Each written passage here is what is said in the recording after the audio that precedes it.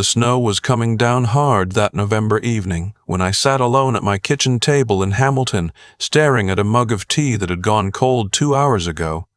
Outside, the streetlights on Cannon Street made the falling flakes look almost peaceful. Inside, nothing had felt peaceful in 3 years.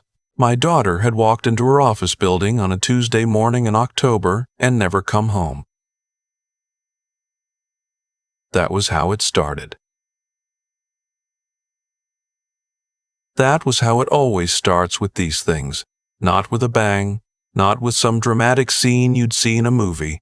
Just an ordinary Tuesday. She kissed her boyfriend goodbye, grabbed her travel mug, said she'd be back by 6, and then she wasn't.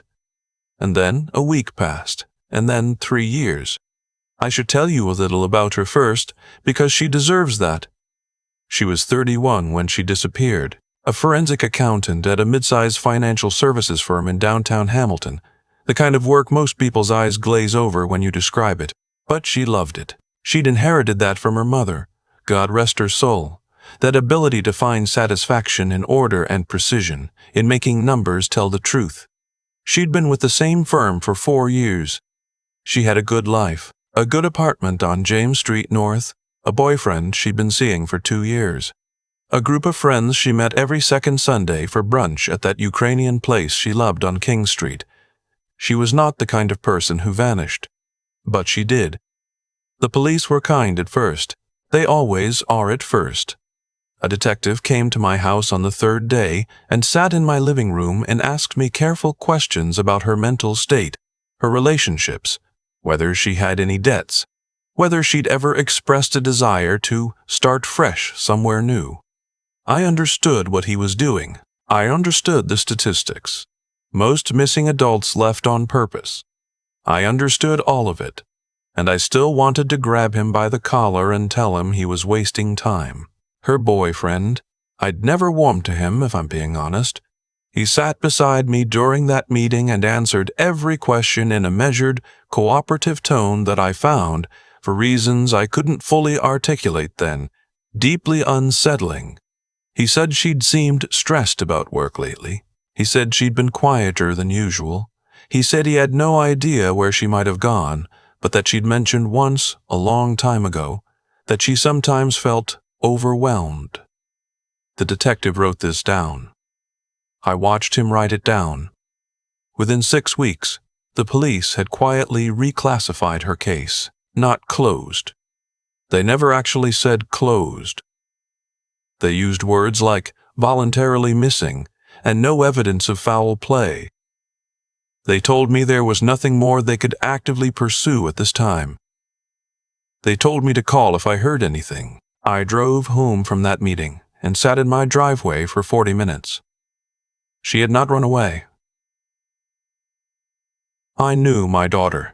I knew the sound of her laugh and the way she chewed the inside of her cheek when she was thinking, and the specific look she got when she was genuinely happy versus when she was performing happiness for other people's comfort. I had watched her grow from a red-faced, screaming infant in a Juravinsky hospital delivery room into a woman I was prouder of than I had words to express. She had not decided to disappear. Something had happened to her. The problem was that I was 62 years old, recently retired from 30 years in municipal water management, and I had absolutely no idea how to find a missing person. So I learned. I spent the first 6 months the way desperate people do, throwing everything at the wall. I hired a private investigator who charged me $4,000 and produced a report that told me things I already knew. I made posts on Facebook and Reddit that her friends shared until the shares tapered off, as shares always do. I called her office and was told, in careful corporate language, that her employment had been terminated due to abandonment, and they couldn't discuss personnel matters further. I stood outside that building on York Boulevard twice, just standing there, not even sure what I was hoping to see. Her boyfriend moved out of their shared apartment 4 months after she disappeared. He was apologetic about it when he called to tell me. He said it had become too painful. He said he hoped I understood. I said yes, of course. I hung up the phone and felt a cold, specific kind of fury that had nowhere to go. The second year was quieter and somehow worse. The desperate energy of the first year had burned through itself. I was left with something more like grief, that low, constant pressure behind the sternum that never fully lets you breathe. I still drove past her apartment building sometimes, even though someone else lived there now. I still kept her number in my phone. I still set a place at my table at Christmas. My neighbor, a retired nurse named Beverly, started leaving casseroles on my porch that second winter. She never asked intrusive questions. She just left food and occasionally sat with me, and sometimes that was enough. But I never stopped looking. I want to be clear about that. The act of searching slowed, but I never stopped. I kept a folder on my computer. I kept a binder on my kitchen counter. I kept paying the small monthly fee on a people search database that I barely knew how to use, and every few months, I would call the detective's number. There had been 2 detectives by then. She'd been reassigned. And I would say that I was following up, and they would say they'd flag it. And we both knew what that meant. 3 years and 1 month after she disappeared, on a Wednesday evening in November, someone knocked on my front door. I wasn't expecting anyone. I'd been watching the news with the volume too low, the way I'd gotten into the habit of doing. Noise without engagement.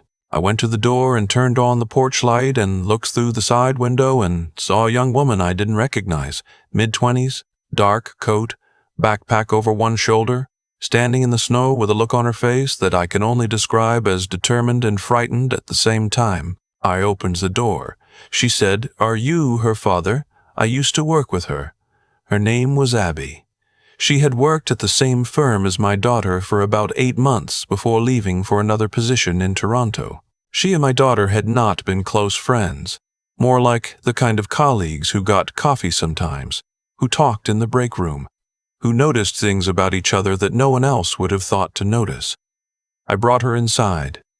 I made tea, because that is what you do. She sat at my kitchen table, the same table where I'd spent 3 years going over and over the same ground, and she put her backpack on the floor, and she looked at me and she said, "I need to tell you some things, and some of it I can't fully prove yet, but I think you need to hear it." She said she'd been trying to decide whether to come for 4 months. She said she'd found something. What she told me over the next 2 hours fundamentally changed everything I thought I understood about what had happened to my daughter. In the months before she disappeared, my daughter had been doing what she always did, her job meticulously and honestly. The firm handled financial planning and investment management for several hundred clients across southern Ontario, a mix of retirees, small business owners, professional families, legitimate, unremarkable work. But my daughter had been assigned to an internal audit review, cross-checking fund allocations going back several years. And somewhere in those spreadsheets, she had found something that wasn't supposed to be there. Abby laid it out carefully, the way someone does when they've rehearsed it. Small unauthorized transfers, never large enough individually to trigger automatic flags, but consistent, patterned, directional. Money moving from certain client accounts into a layered structure of numbered corporations registered in Alberta and British Columbia. The firm's senior compliance officer, a man named Lionel, who'd been there 18 years and was considered by everyone to be the institutional memory of the place, had oversight of exactly the accounts where the irregularities appeared. My daughter had flagged it. She had documented it. She had, Abby believed, brought it to her direct supervisor first. And something about that conversation had made her scared enough to start keeping copies at home. And then she had disappeared. I sat very still while Abby told me this. I had the feeling of something cold moving slowly through my chest, not panic, not grief. Something more like recognition. Like finally being handed the piece that explained the shape of the whole. But here is where I need to tell you about the part that made me physically ill. Her boyfriend, the measured, cooperative one who sat beside me in my living room and told the detective she'd seemed overwhelmed. He had been, for at least 2 years before her disappearance, a personal friend of Lionel's. They golfed together. His brother had money in accounts at that firm. He had known, or had reason to know, exactly what she had found. And in the weeks after she disappeared, he had been the one to tell her colleagues, her friends, the police, anyone who would listen, that she had been under tremendous stress, that she had talked about getting away, that she had, just a few months earlier, mentioned to him that she sometimes felt like starting over. He had constructed the story of a woman who left voluntarily, and he had constructed it in advance. I had to stand up. I walked to the kitchen window and stood there looking at the backyard, at the snow coming down on the old cedar tree my wife had planted 20 years ago, and I breathed. Just breathed. Abby had been building a file for months. She had employment records she was legally entitled to from her own time at the firm. She had emails she'd saved, copies of correspondence that had been forwarded to her for work reasons that contained enough detail to establish the pattern. She had a timeline. She had reached out, carefully and quietly, to 2 other former employees who had left the firm under circumstances that, in retrospect, seemed less like career moves and more like people who had seen something and been encouraged to leave. She had not gone to the police yet. She had been frightened. She lived alone in Toronto. She had come to me first because she thought I deserved to know, and because she thought that perhaps I would know what to do. I want to be honest with you about what I felt in that moment, because I think there's a version of this story where the father becomes heroic and decisive, and that is not quite what happened. What I felt was 72 hours of barely controlled terror. I could not sleep. I barely ate. I sat at that kitchen table with Abby's documents spread out in front of me, and I went over them until my eyes ached. And then I called my nephew in Ottawa. He's a lawyer, corporate law, not criminal, but he knows people, and I told him everything. He told me to document what I had, touch nothing I wasn't supposed to touch, and call the RCMP Financial Crimes Division, not local police, federal. I did that the next morning. What happened after that is, for legal reasons, something I can only describe in partial terms. There was a meeting. There were more meetings. Abby and I went together, which I think helped. She had documents. I had 3 years of a father's obsessive file keeping that turned out to contain several small things investigators found useful. The RCMP had, it emerged, been looking at the firm peripherally in connection with an unrelated complaint. What Abby had brought them was the thread they needed. It took 4 more months. There were moments in those 4 months where I was convinced nothing was going to happen, that the money and the lawyers and the 18-year institutional relationships would win, the way they usually do. I am not a naive man. I grew up working class in Stony Creek, and I have spent 60-some years watching how power protects itself. And I know that justice is not a guarantee. I know that. But there are sometimes exceptions. Lionel was arrested on a Tuesday morning in March. I found out when my nephew called me. 11 counts of fraud over $5,000, breach of fiduciary duty, obstruction. The total amount moved through those numbered corporations over 6 years exceeded $2.3 million, drawn from accounts belonging to 37 clients, most of them retirees. Several of those clients had not yet realized their losses. Her boyfriend was arrested the same day, taken from his office in Toronto. 2 counts related to obstruction and providing knowingly false information to police during a missing persons investigation. That is not the end. That cannot be the end. You know that. I need to tell you where she was. In the weeks between Abby's visit and the arrests, the RCMP had been working a parallel track that they did not share details with me about until later. Through financial records and cell tower data and the kind of investigative work I genuinely cannot fully describe, they had identified a property, a privately held cottage on a lake near Minden, in the Haliburton Highlands, owned through a numbered company that traced back, through several layers, to a business associate of Lionel's. She was there. She had been there in various degrees of isolation and under various forms of psychological coercion for over 3 years.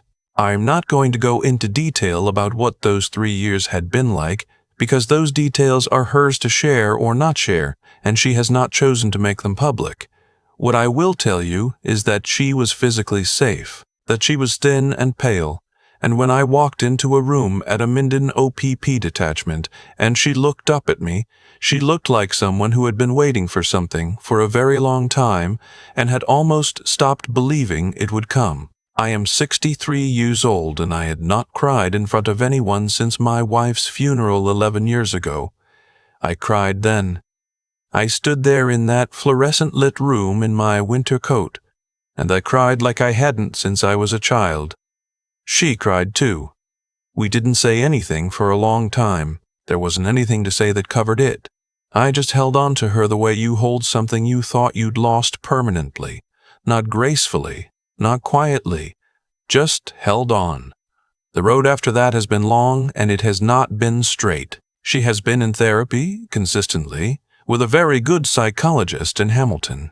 She moved back into the city, not her old neighborhood, she didn't want that, but a different apartment, a different area, somewhere that felt like hers rather than like returning. There were days in the first year that were very hard. There were days she called me at 2 in the morning, not because anything was wrong, but because she needed to know I was there. And I was always there. I am always there. I had bought a new chair for my living room specifically because I planned to spend the rest of my life being available to answer that phone. The legal proceedings have moved slowly, as legal proceedings do. Lionel's trial is scheduled. Her boyfriend accepted a plea agreement. I was consulted about this, and I had feelings about it that I will keep to myself, but I am told it is appropriate to the charges. The 37 clients whose money was taken have been a part of a civil recovery process. I understand that some partial restitution has already occurred, and that the numbered corporation's remaining assets have been seized. She is pursuing her own civil action separately. I am glad for her. There is something I want to say about Abby, because I don't think I have said it adequately. She drove 4 hours from Toronto on a snowy November night to knock on the door of an old man she'd never met, carrying information that had cost her months of careful, frightened work, to tell the truth about something she hadn't even been directly wronged by. She could have stayed out of it. She had stayed out of it for a long time. What finally brought her to my door, she told me later, was a night when she was going through some old photos on her phone and found a picture of the two of them, her and my daughter, at some work event, laughing at something off camera, and she thought, someone knows where she is. Someone knows what happened. And I know part of it. And if I don't do something with that, what does that make me? She comes to dinner sometimes now. She and my daughter have rebuilt something between them, different from what they had before. Closer. I am glad for that too. I kept the binder on my kitchen counter for another 6 months after everything resolved. I knew I could put it away. I knew I should, but it had sat there for 3 years, and it had become, in some way I struggle to articulate, a kind of vigil. Taking it away felt like changing something about how I'd survived those years. Eventually, I did put it away. I kept one photograph that had been on the front. Her at Lake Ontario, squinting into the sun, laughing at something, taken the summer before everything happened. That one I put on the mantel. She called last Sunday. She sounded tired, but okay. She's thinking about going back to forensic accounting, maybe in a different capacity. Something regulatory, something with teeth. She said it felt important to her that the skill that had caused all of this might also become something that protected other people from it. I told her that sounded exactly right. I have been asked a few times since this all became known, whether I am angry, whether I am bitter.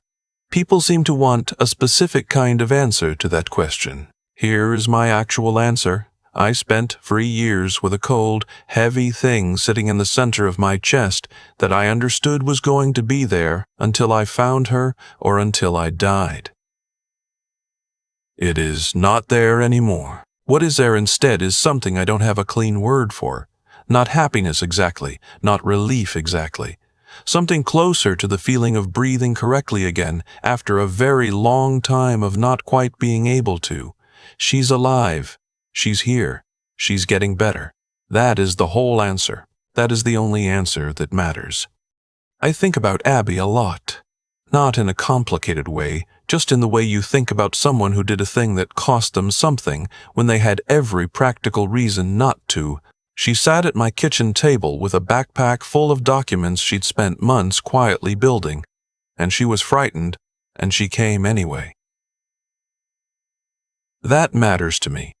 It matters in a way I find hard to fully put into words, even now. There's something I've come to understand about how things go wrong in the world, and it isn't complicated. It usually starts small. One person decides that the rules apply to other people. Another person notices but decides it isn't their problem, and slowly by degrees a space opens up where harm can operate freely, not because no one knew, but because no one acted on what they knew.